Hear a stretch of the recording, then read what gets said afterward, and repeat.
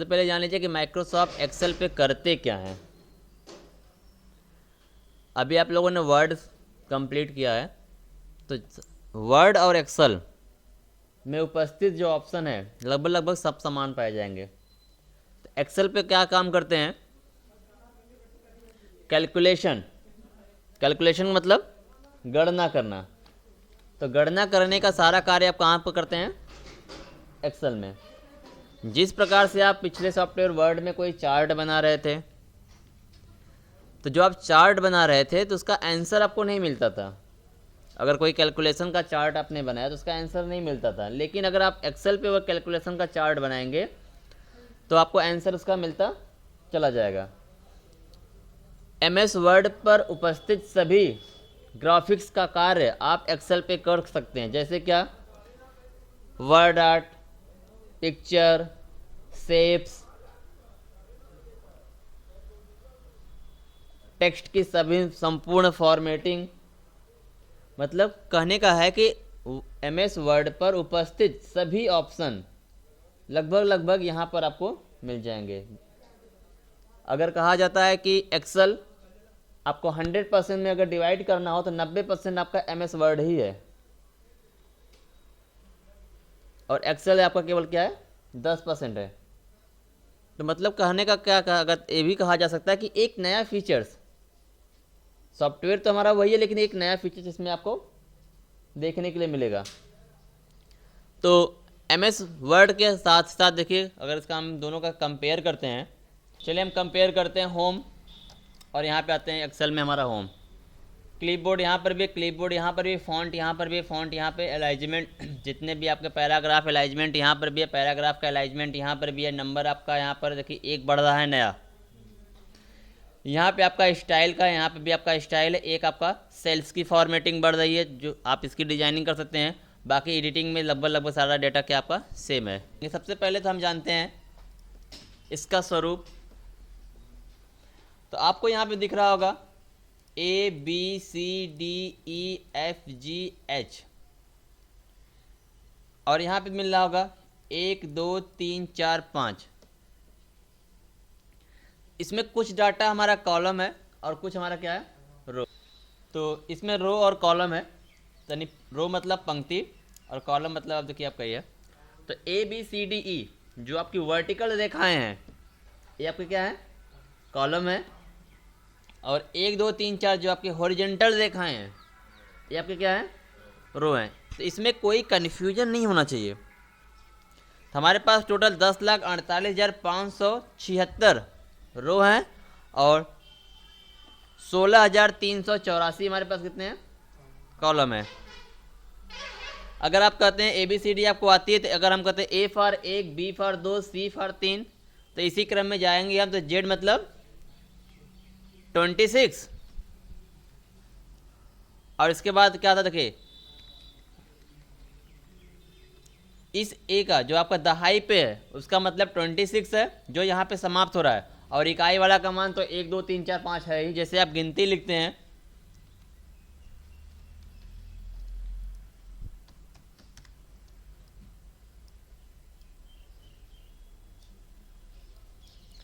देखिए ना, यहाँ पे 10 समाप्त हो रहा है, इधर 1 1 1 1 1 1 ही है।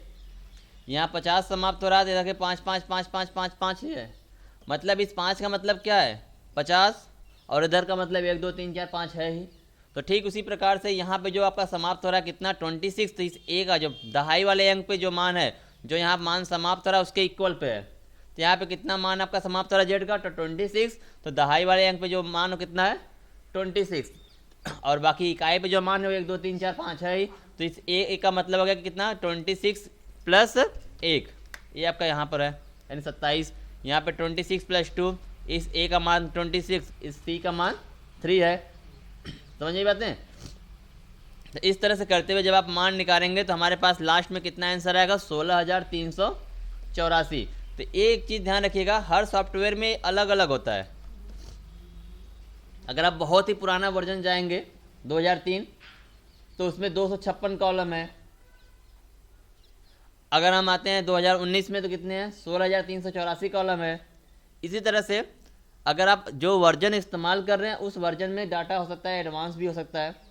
तो अभी आप 2019 इस्तेमाल कर रहे हैं, आप एकदम प्रोफेशनल तरीके से बताइए कि जो वर्टिकल दिखाएं हमारे कॉलम है, हॉरिजॉन्टल दिखाएं क्या है, रो है, या फिर हिंदी में बताना तो ऊर्ध्वाधर और क्षैतिज बताते हैं। गणित में आप एक्स अक्ष और वाई अक्ष बोलते हैं, ठीक है। तो आप क्या करिए, देखिए दूसरा टॉपिक चलते हैं। ये क्लियर हो गया, रो और कॉलम क्लियर हो गया कि कौन सा रो कौन सा कॉलम है। चलिए अगले टॉपिक पे चलते हैं। ये जो एक एक तो बॉक्स बनता है इसको क्या कहते हैं, जो एक एक खाना बन रहा है, सेल, सेल बोलते हैं। जो एक एक सेल है इसका भी एक एड्रेस होता है। आपका एड्रेस है, सेल का भी एक एड्रेस है। एड्रेस का मतलब पता, एग्जैक्ट लोकेशन। तो कहते हैं अगर हम यहाँ पे कोई संख्या लिखते हैं, मान लीजिए यहाँ पे मैं 55 लिख रहा हूँ और यहाँ पे मैंने 10 लिख दिया, यहाँ पे मैंने 20 लिख दिया। चलो यहाँ पे देखिए हमारे पास जो प्लस बना है, पहले हम इसको समझ लेते हैं। हमारे पास एक प्लस बना है, वाइट कलर का प्लस है। ये कार्य का, इसका कार्य देखिए सिलेक्शन करना है, इसका कार्य है। इस टॉपिक को समझिएगा। माउस के जो गतिविधियां हैं उसको मैं हमेशा कहता हूँ, उसको ध्यान रखिए कि कौन सा माउस कब कैसा कन्वर्ट होता है और कार्य क्या करता है। अभी जो यहाँ पे वाइट कलर का प्लस बना है इससे आप क्या कर सकते हैं, सिलेक्शन। दूसरा, जब आप सिलेक्शन आपका ऑलरेडी है तो यहाँ पे जाएंगे, देखिए ए वाला जब एरो बनता है 4 एरो, तो आपको पता होगा कि इससे डेटा एक स्थान से दूसरे स्थान तक मूव कराया जाता है। तो आप इसको उठा के 20 को यहाँ से आप कर सकते हो, यहाँ पे कर सकते हो। उसके बाद यहाँ पर आता है एक और पॉइंट आपका आता है ब्लैक कलर का प्लस, ये आपका ड्रैग करने के लिए डाटा है, ठीक है। पकड़, ड्रैग क्या होता है आपको आगे जब पढ़ेंगे तो पता चल जाएगा। तो यहाँ पे देखिए, तो सिलेक्शन करते वक्त भी ध्यान रखिएगा। तो हम कहते हैं 55 कहाँ पर है, तो कौन से कॉलम में 55 है, तो डी वाले कॉलम में। क्लियर है ना कि 55 आपका कहाँ पर है, डी वाले कॉलम में। और उसका रो कौन सा है, 5 नंबर। तो कहते हैं इसका एड्रेस क्या हो गया, D5। तो आपको सेल एड्रेस भी क्लियर हो गया, कोई समस्या नहीं ना।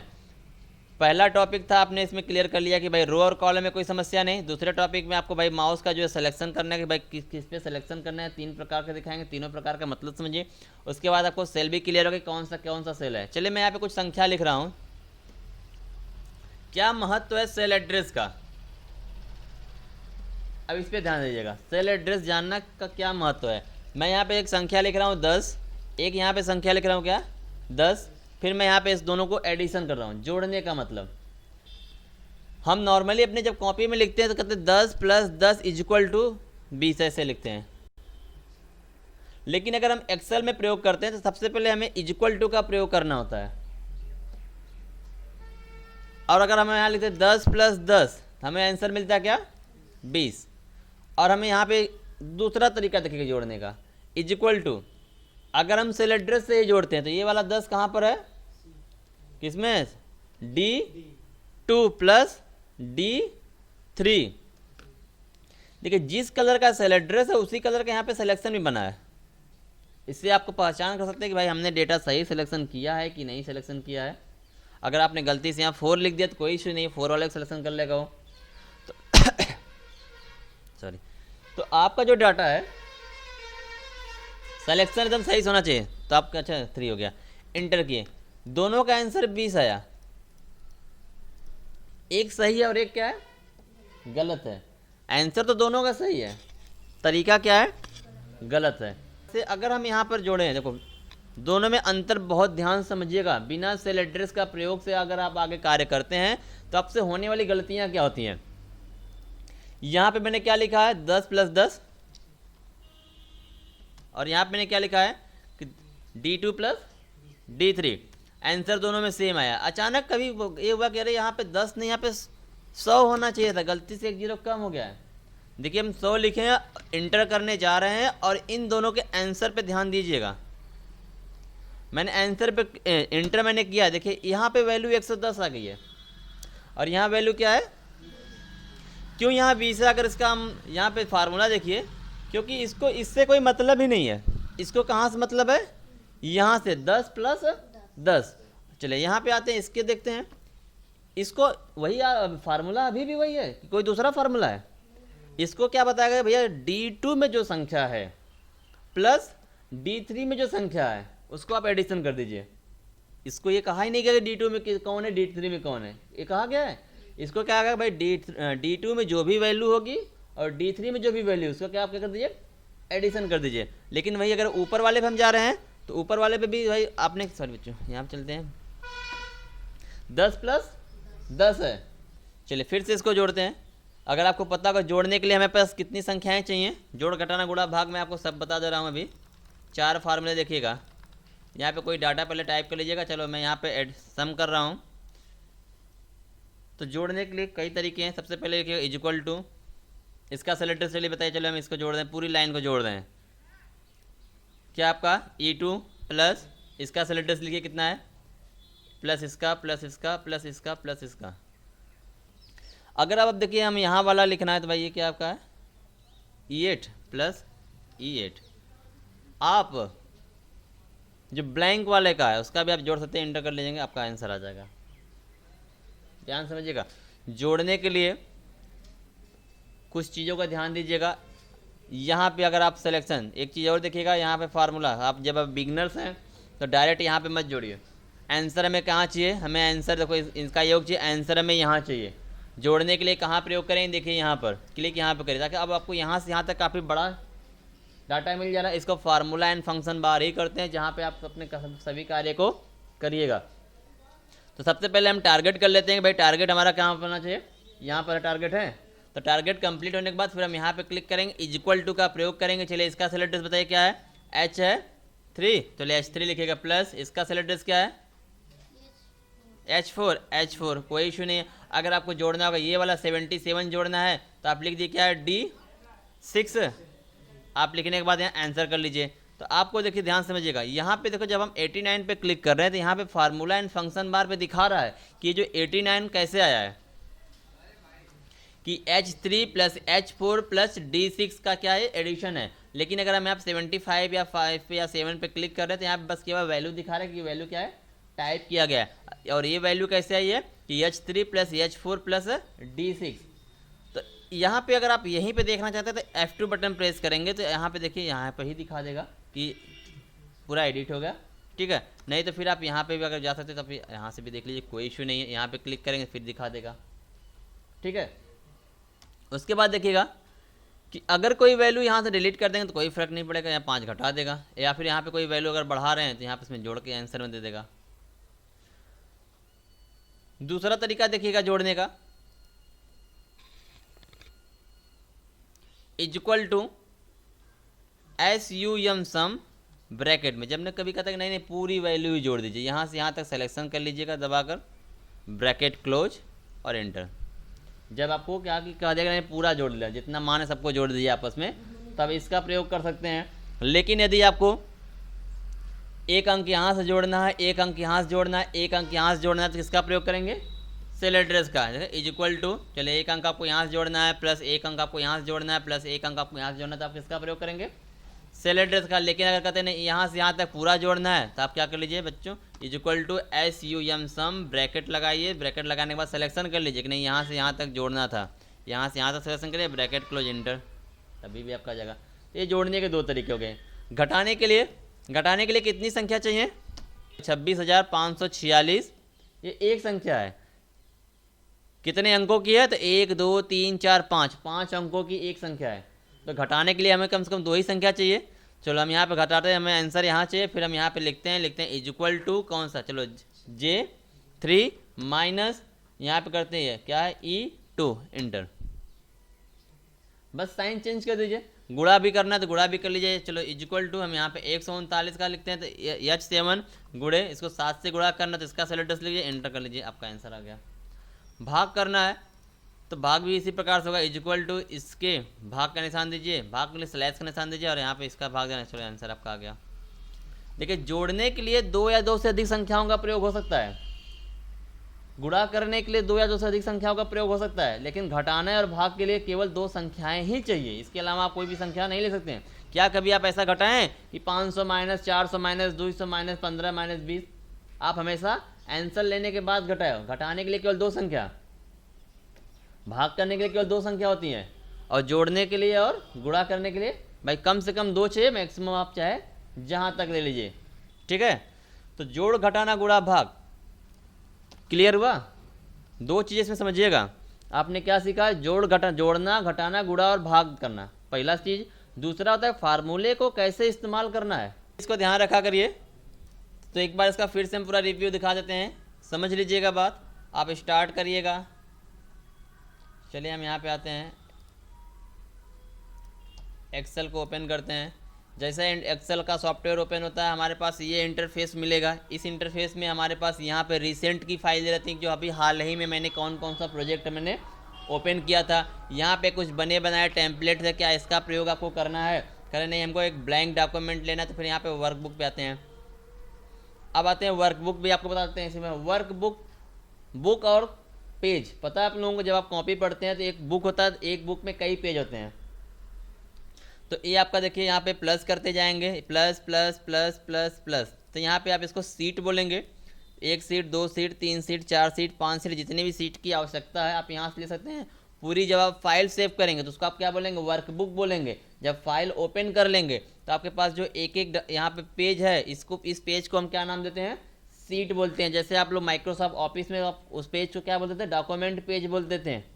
उसी प्रकार से एक्सेल में हम क्या बोलते हैं, सीट बोलते हैं। तो कितने सीट है, तो अब यहाँ पे कितने सीट है, 1 2 3 4 5, और प्लस करेंगे तो और प्लस हो जाएगा, और प्लस करेंगे तो और प्लस हो जाएगा, ठीक है। तो जितनी आपकी आवश्यकता है उतने सीट यहाँ पे ओपन कर लीजिए। और हर सीट पे 10,48,576 रो और 16,384 क्या मिलेंगे, कॉलम मिलेंगे। जितना आपको चार्ट बनाना चार्ट बनाइए। उस तो आपका जो पूरा किताब है, तो पूरा हमारी जो फाइल है हमारी क्या है, वर्कबुक है। और वर्कबुक में जो अंदर जो हम एक एक पेज हमारा खुल रहा है, इसको क्या कहते हैं, वर्क सीट कहते हैं। इस बात को क्लियर रखिएगा। चलिए हम सीट नंबर 1 पे आते हैं। यहाँ फिर से देखिएगा, ये हमारा क्या है, कॉलम है, और ये हमारा क्या है, रो है। उसके बाद देखिएगा हम यहाँ पे कोई जोड़ घटाना गुणा भाग अगर हमें करना हो तो हम यहाँ पे सेल एड्रेस का प्रयोग सबसे पहले करते हैं, इक्वल टू सेल एड्रेस। देखो सेल एड्रेस हमारा C6 प्लस C7, यहाँ एंटर करते हैं तो हमको आंसर क्या मिला, 0। अगर इसमें कोई वैल्यू हम फीड करते हैं, बाद में भी अगर हम कोई वैल्यू फीड करेंगे तो भी उसको जोड़ेगा, और उसको ब्लैंक है तभी भी उसको वैल्यू को आप पहले से फीड करके भी रख सकते हैं कि इसमें जो आएगा ऑटोमेटिक क्या इसका आंसर हमें मिल जाएगा। उसके बाद देखिएगा आप लोग एक चार्ट बनाइएगा, जो फर्स्ट चार्ट आपका है उस चार्ट को बनाइएगा। फिर चार्ट में आप फॉर्मूला, जैसे मैं आपको दिखा देता हूँ, एक चार्ट मेरे पास बनाया है, फाइल से ओपन करते हैं, हमारे पास यहाँ पर है एक चार्ट। चलिए यहाँ पे आते हैं, बैक मार्कशीट। देखिए जैसे मैंने एक विद्यालय का चार्ट मैंने यहाँ पे मैनेजमेंट किया, बहुत ही शॉर्ट में मैनेज है, ठीक है। इस चार्ट को आगे चल के एडवांस लेवल पे पढ़ाया जाएगा, पहले नॉर्मल चार्ट पढ़िए। उसके बाद समझिए इसके पहली बात कि आप लोग टेबल बनाए होंगे MS वर्ड में। देखिए यहाँ बनाया टेबल है, यहाँ बनाया टेबल है। इस टेबल को बस सिलेक्शन करना है हमें कि कितना मैक्सिमम कॉलम और मैक्सिमम रो।